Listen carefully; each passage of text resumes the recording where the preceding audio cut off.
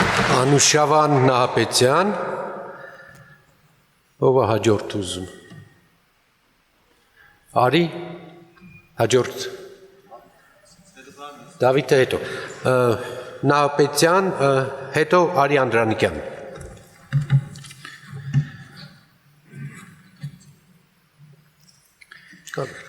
Հարգելի նախագահող, սիրելի զինակից ընկերներ, պատվիրակներ և հյուրեր։ Այս պատմական դահլիճում գտնվելը մեզ պարտավորեցնում է խոսել ոչ թե զգացմունքների,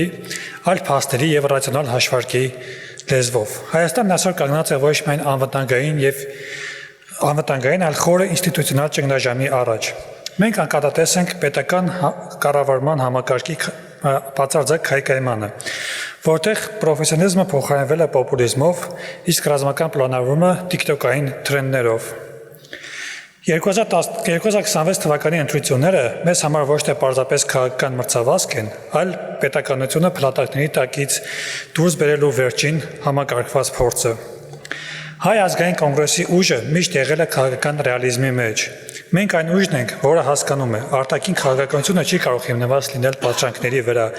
իսկ ներքին կայունությունը չի կարող պահպանվել պոպուլիզմի հաշվին։ Մեր այսօրվա առաջնահերթությունը պետական լրջության վերականգնումն է։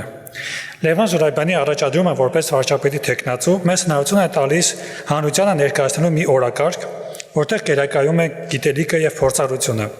Մենք պետք է ձևավորենք մի միջավայր, որտեղ քաղաքական որոշումները կայացվում են մասնագիտական վերլուծությունների հիման վրա, այլ ոչ թե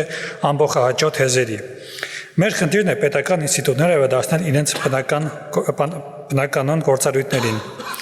Այժմ անդրադառնանք երիտասարդության հարցին, բայց ոչ թե որպես վերացական սոցիալական խմբի,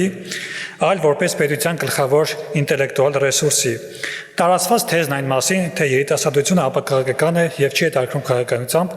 արմատապես սխալ է։ Երիտասարդությունը չի հետաքրքրում ոչ թե ընդհանրապես քաղաքականությամբ, այլ նա ուղղակի մերժում է այսօրվա քաղաքական մշակույթը։ Նոր սերունդը ապրում է տեղեկատվական և տեխնոլոգիական դարում, և նա չի կարող ընդունել մի քաղաքականություն, որտեղ բացակայում է տրամաբանությունը և որտեղ գիտելիքին փոխարինում են բղավազդն ու միջագությունը։ Մեր խնդիրն է Հայ ազգային կոնգրեսը դարձնել ինտելեկտուալ ձգողականության կենտրոն։ Մենք պետք է ստեղծենք հարթակներ, որտեղ երիտասարդ մասնագետը, ուսանողը կամ գիտնականը գիտի, որի ձայնը լսելի է, իսկ իր գիտելիքը պահանջված։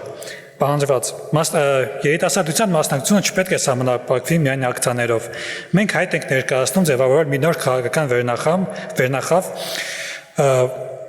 որը տիրապետում է ժամանակակից կառավարման մեթոդներին, բայց նաև կրում է կոնգրեսի պետականաստեղծ արժեհամակարգը։ Սա սերունդների մեխանիկական փոփոխություն չէ, այլ իմաստային փոխանցում է։ Մինչև 2026 թվականի ընտրությունները մեր աշխատանքը պետք է լինի ծրագրային և ինստիտուցիոնալ։ Մենք պետք է հասարակությանը ներկայացնենք պետական կառավարման կայուն համակարգի վերադարձի մեր հիմնավորումները, որպես կառավարման ճկունության և հակակշիռների միակ երաշխիք։ Սիրելի գործընկերներ, մենք այսօր այստեղ ենք, որովհետև վստահում ենք մեր առաջնորդի Լևոն Տեր-Պետրոսյանի հեռատեսությանը։ Մենք չունենք իրավունք սխալվելու։ Մեր ուղին բարդ է, բայց այն միակն է, որը տանում է դեպի պետության վերականգնում։ Այս դահլիճից դուրս գալիս մենք պետք է տանենք մեզ հստակ գիտակցում։ Մենք պայքարում ենք ոչ թե պարզապես իշխանության, այլ Հայաստանի Հանրապետությունը բանական և արժանապատիվ վաղվա օրվա համար։ Եվ ուրեմն եկեք կասեմ ի գործ, եկեք Հայաստանը տանենք դեպի խելամիտ ուղի։ Շնորհակալություն։ Շնորհակալություն։